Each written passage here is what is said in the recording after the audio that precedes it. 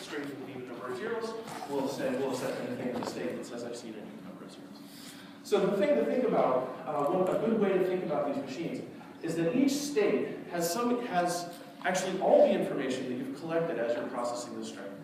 And so you need enough states so that by looking at a state, you can know everything that you need to know about the previous part of the string, both to make a decision as to what state to go to next, and to make a decision as to whether to accept the string or not. Okay?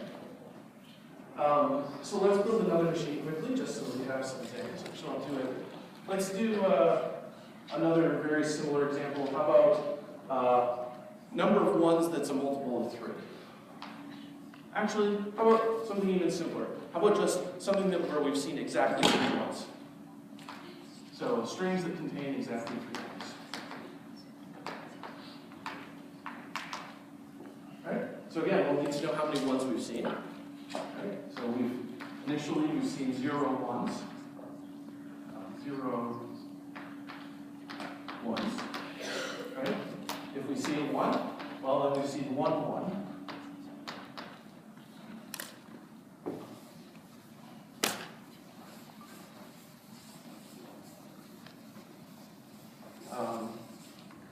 And if we see another 1, then we see 2 ones.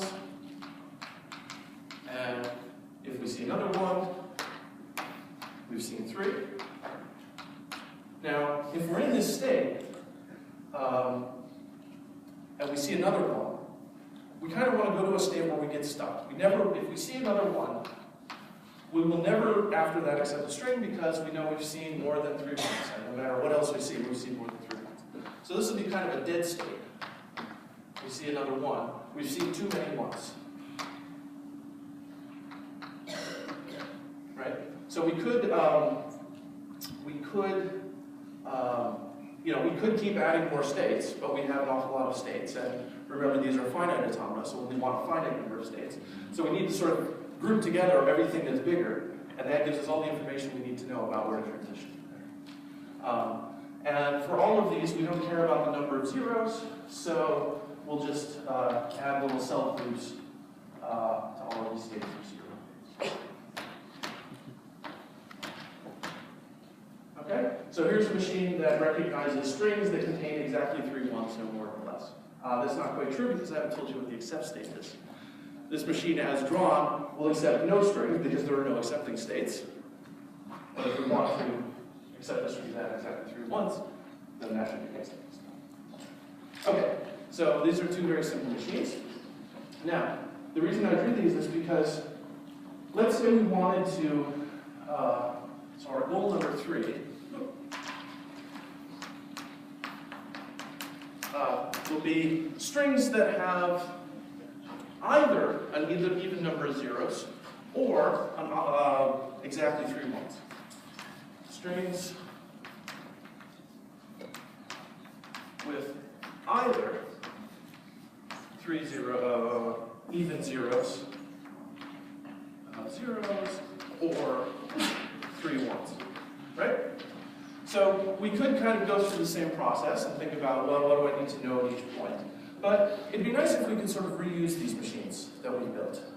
And if we think about it from the perspective of the states represent everything we know about what we've seen while we're processing the input, and we think about what do we need to know while we're processing inputs to solve this problem, we can kind of say, well, I need to know where I would have been in this machine and where I would have been in this machine, right?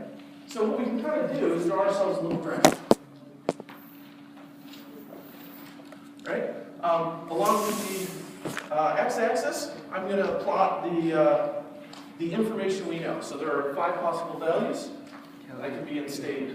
I'll call this state 0, 1, 2, 3, and 4. So I can be in any of those states. State 0, 1, 2, 3, and 4. So we'll kind of stretch those out.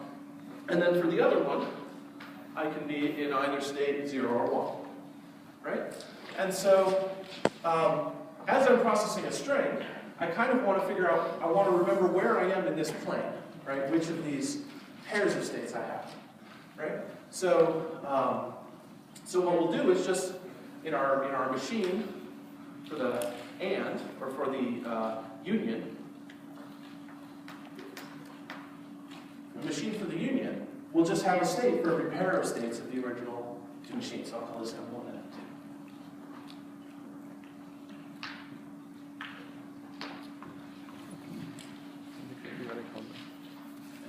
M1 and 2. Okay, so I'll have a bunch of states. So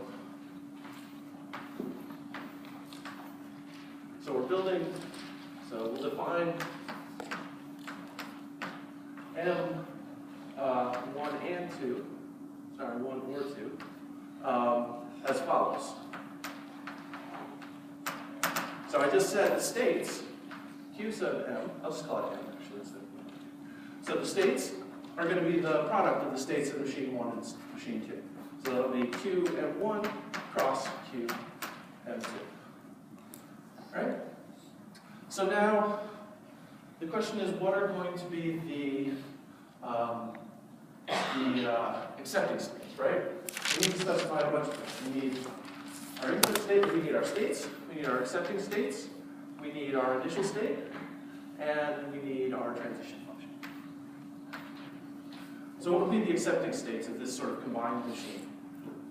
So if I know I'm in this state, right? So I'm in state, this would be state 3 in machine 2, and state 1 in machine 1.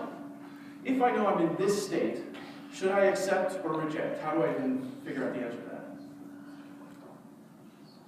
So I should accept if either machine 1 or machine 2 would accept, right? So the state corresponds to machine 2 would be, which state was I pointing? This state here corresponds to machine 3, machine 2 being in this state, and machine 1 being in this state. Right? So should I accept the string if I get to this state and I'm in this state? Yes. Why? Because machine 2 would have accepted, which means I know that there are exactly 3 ones, and I'm supposed to accept if there are exactly 3 ones. So that would be an accepting state. What about some other random state? Let's say this one. This one I'm in state 1 of machine 1, and state 1, so I'm in this state. And this state, should I accept? No, because it is neither the case that we have exactly 3 ones, or the case that we have an even number of zeros. So we should not accept there. What about this one down here? Yes, because this one corresponds to that bottom state, which is an accept state. So there we know we have an even number of zeros. Okay? So the accepting states will be the pairs, right? All these states are pairs, so it'll be Q1, Q2, such that what? Either Q1 is an accepting state of machine 1, or Q2 is an accepting state of machine 2.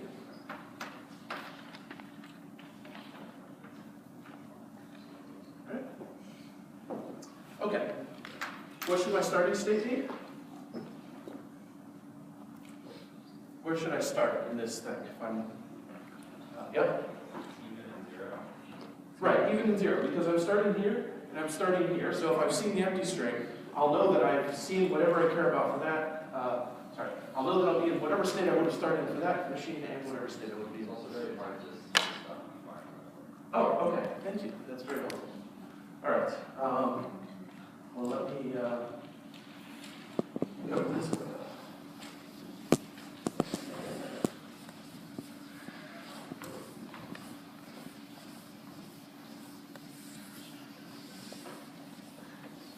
Okay, so far what just to summarize what's over there, since I haven't even see it, we have, we're trying to build M out of M1 and M2, and we said that the states of M are going to be pairs of states for machine 1 and machine 2.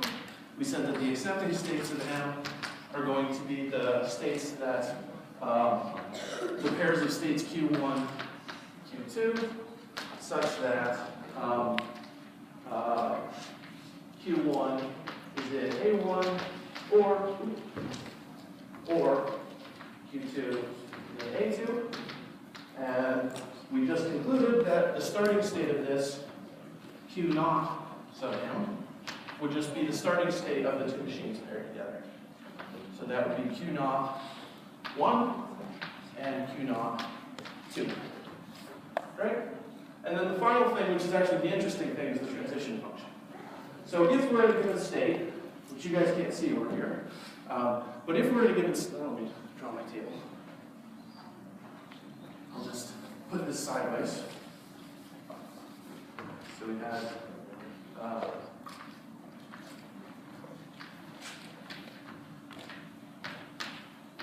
0, 0, 1, and this is our initial state. So, and then all of our states are sort of in this table.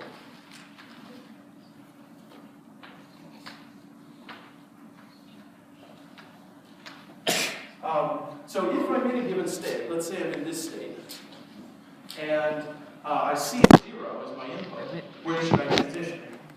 Well, again, I'm trying to keep track of where I would be in this machine, so I should follow that machine's transition to figure out where on the, this would be the y-axis I should transition, and I would be keeping track of this machine, so I should follow the 0 transition to this machine as well. Right? So on a 0 from this particular state, because this machine goes to that state, I will also go to that state. And on a 1, I will do it, or sorry. So on this axis, I want to move down. On this axis, I want to stay put, because that's what this machine would do, and this machine tells me where I am along this horizontal axis. So that tells me I should stay put on this axis, move down on this axis. So there's the 0. If I see a 1 from this state, this machine tells me I should stay put on this axis, so I'm not going to move up or down. But this machine tells me I want to move to the right. So that would be my transition in that state. So the general rule is that delta, so delta, remember, needs to take as input a state, and our states are pairs of states. So on state Q1, Q2, and the input A, I want to transition to the state delta 1 of Q1 on input A, and delta 2 of Q2 on input A. Make sense? So we can take these two machines that accept two different languages, and by putting them together in this way, we can do this general construction, and the language of this combined machine is going to be, in this case, the union of the languages of the two machines. Does that make sense?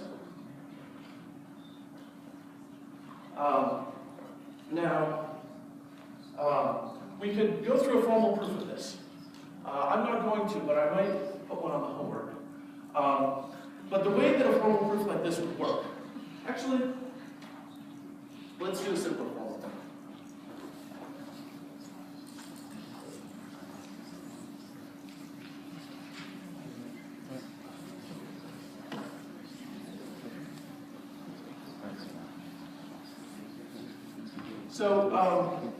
So in general, if we wanted to prove that the language of a given machine is a given language, so for example, if our claim was that the language of this machine is equal to, well, in this case, a set of strings with an even number of zeros, how would we do it? Well, we wrote down, I erased it when I was reordering this, but we wrote down sort of invariants that we think would hold when we're in a given state, right? So we would prove subclaims that tell us that those two things are true. So we have two subclaims. Claim 1 would be that if delta hat of Q naught x is equal to, I'll call this Q1, is equal to Q1, then then x has an even number of, or x has, we said this was the odd number of zeros. Odd zeros. Then x has odd number of zeros. Right? And then subclaim 2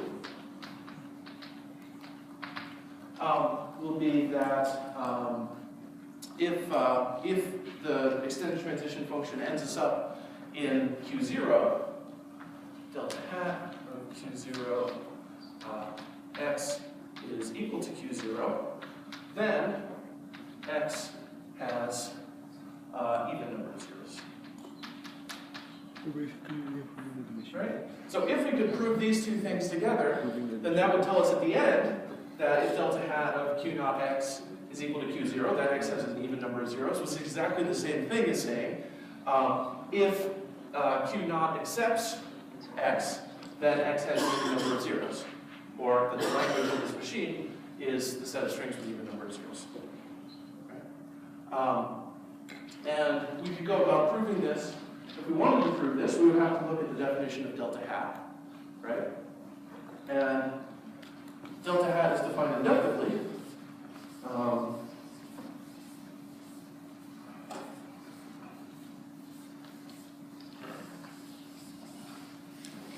Right? Remember the definition of delta hat of Q naught, or of Q epsilon, we defined, and delta hat of Q AX, we defined. And this covers all possible strings.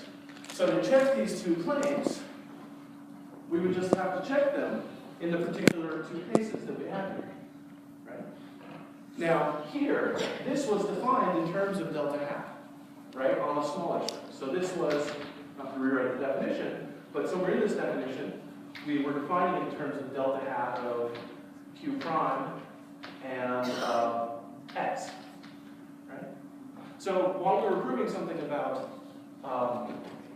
delta hat when given the input AX, we would have to know something about delta hat of just x.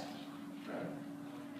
So if we're doing a proof, and that proof involves knowing something about a very similar statement on a smaller input, that's exactly what inductive proof is. Right? So we would assume, while doing this proof, that delta hat of Qx satisfies claim 1 and claim 2. So I don't know if that was helpful. I think this is the kind of thing that will make more sense once you sit down and try to do it. Let me pop back out. Yes? I have a question on that because you read the string left to right. And so would you want to satisfy delta hat Q of A to satisfy delta hat Q of X on the other way? What's that? We could, so there are lots of ways you can approach a proof like this, right? I think we're just talking about the notation of when you AX, does that mean A is processed last or first? No, so this is how you would normally read the string AX, right? This is A followed by X. So X is the first thing that's processed by the machine? No, so remember the way we defined delta, so A would be processed first, right? Yes, so A would be processed first. And we could, in fact, give an alternative definition, delta hat of QXA. We could define delta hat in terms of, we can rewrite the string either way. But it won't make a big difference. In fact, this is something else I was thinking of putting on your homework, is that you can redefine delta hat this way. Yes? So when you say assume delta hat Q of X satisfies claim 1, claim 2, Yes. and then you want to build off of that To show that delta hat of QAX satisfies. So normally once you read A and then read X, so would you want to assume that A is true and then?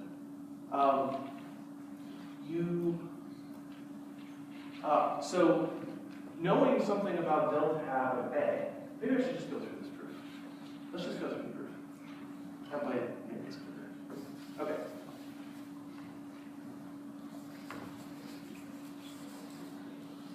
Okay, so let's do the proof. So it's going to be inductive proof. So proof by induction on X.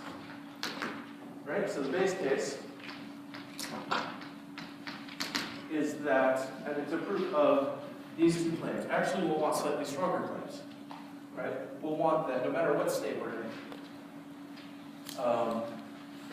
that if we end up in the same state, then we've seen an even number of zeros. And if we end up in a different state, so we'll call this q prime, not equal to q, we're going to say not equal to q, then we've seen it. I got my evens and odds backwards. So we actually want something slightly stronger that says if we start at state q and we end up in a different state, then we've seen an odd number of zeros. If we start at state q and end up in the same state, then we've seen an even number of zeros. So base case, delta hat of q epsilon is just q. This is a DFA. So this is very straightforward. So if x is equal to the empty string, then delta hat of q x is equal to q, but the empty string has even number of zeros, and well, if delta hat of q x is not equal to q, well, that can't happen because it's always equal to q, so there's a contradiction. Okay, so then the inductive step, which is the interesting one, I don't want to erase that.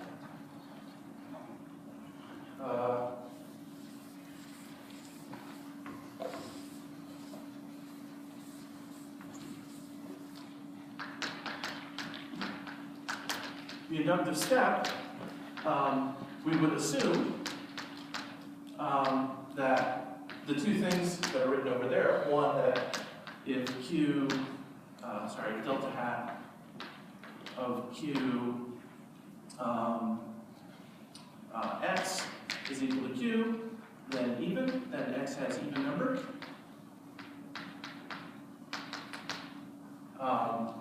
And also 2, if delta hat of q x not equals q, then x has an odd number. And our claim, we want to show that if delta hat of q ax equals q, equals q, then ax has an even number of zeros. Right? And there are two possibilities. Either A is 0 or A is 1. Right? If A is 0, then what do we know? If A is 0, then the number of A's, the number of zeros in the string AX, in AX is equal to 1 plus the number of zeros in X. Right? And we could go compute, what is delta hat? Also, delta hat of q ax is equal to, well, it's equal to delta of delta hat of q a. Nope, I got that backwards. It's equal to delta hat of delta of q a. Right? So we take one step using a, and then we process the rest of the string. Right? And if the number of zeros in x is even, then we know by our inductive hypothesis that that delta hat of this state in x will equal. So if number of zeros is even, then this will evaluate exactly to delta of QA. And if we looked at the definition of delta, which I don't still have written down, but we had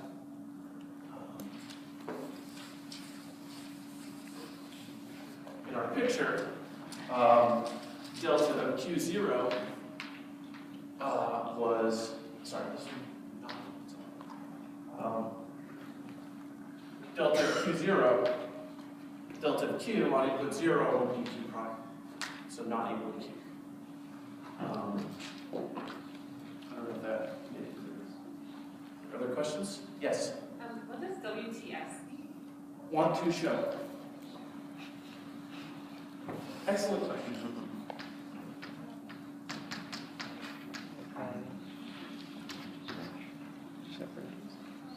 Okay. Other questions? Okay. So I don't want to go through more of these proofs. I think it's important to see one, and maybe to do one at one point in your life. But it's really just writing down all of the details of exactly how you think these machines operate. The reason that this works the way it does is because we're taking a single step with the input A, and if A is 0, then that step is going to change what state we're in. If we're processing 1, it will not change what state we're in. And then we're running the rest of the string. So all I wanted to show you is that you can turn this into a formal inductive proof. But for the rest of the constructions I'm going to do, actually for all the constructions, because I didn't give you a proof of the union construction, we're not going to do proofs. So we had written down a machine M that recognizes the language of M1 union the language of M2. Right? This was our thing that would accept if the first machine would accept or the second machine would accept. Right? Let me just show you the power of DF. So in order to do it, we drew this table, right? So we had machine 1, and we kind of stretched it along one axis, and then we had machine 2, and we stretched it along another axis. Right? And then we drew a whole bunch of states in the middle, and it was a lot of work to go through and define, what all the transitions would be. Let's look at how we would do the same kind of thing with an NFA. So what if I had two NFAs, M1 and M2?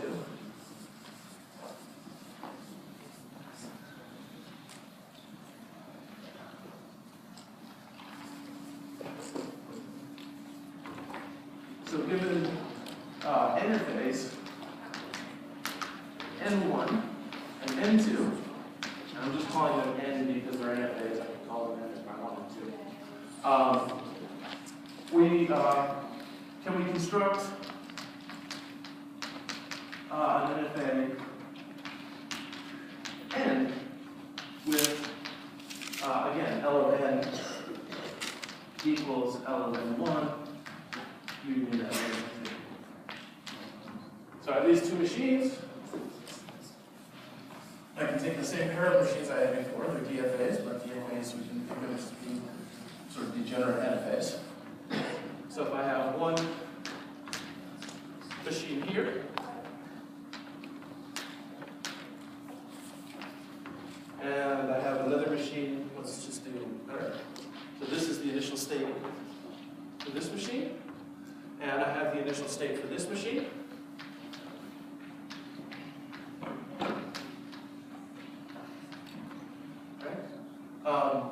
There's a very easy way to construct an NFA that recognizes the union of these two languages.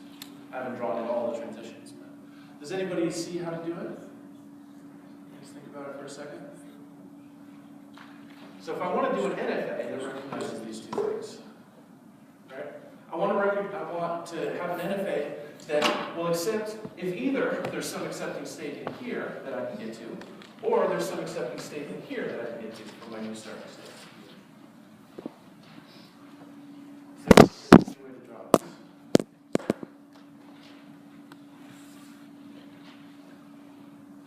So remember with NFAs we can add in these epsilon transitions, which are very useful. Right? So if I want an NFA, so if this is M1, and this is M2, with its start state, I can create a new machine by just adding one more state. And that will be my new starting state. Right? And then I'll just epsilon transition each of these two things. Wow. Right? It's very easy. So what's the language of this machine? Well, it's the set of all strings such that I can start here and get to somewhere up there, or I can start here and get down there. Right? And I can do that by taking an epsilon transition and then doing whatever this machine would have done. So if this machine would have accepted it, then there's a path. Namely, I follow epsilon and then I do whatever that path was to get to this accepting state. And if this machine would have accepted the input, then there's some path through this machine with that input. And that path will also work with the full machine by simply taking the epsilon transition from our new start state and then following the path through the machine. So the NFA construction, in some cases, is much easier than the DFA construction. So that's the power of NFAs, is the non-determinism lets us build machines just more easily. So next time we'll show that this extra power that we get with NFAs by adding epsilon transitions and non-determinism doesn't actually really buy us extra power. That we can translate any NFA into a DFA. So that'll be next time.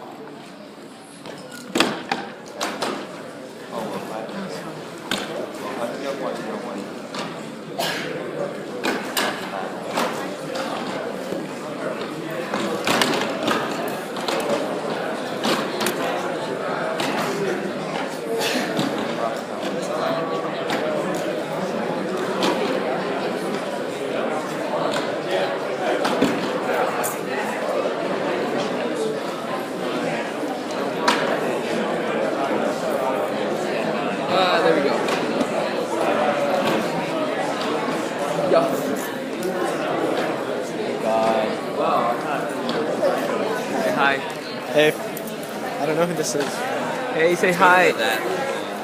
What? Say hi. Say hi. So. Alright. Hope you feel better. Okay.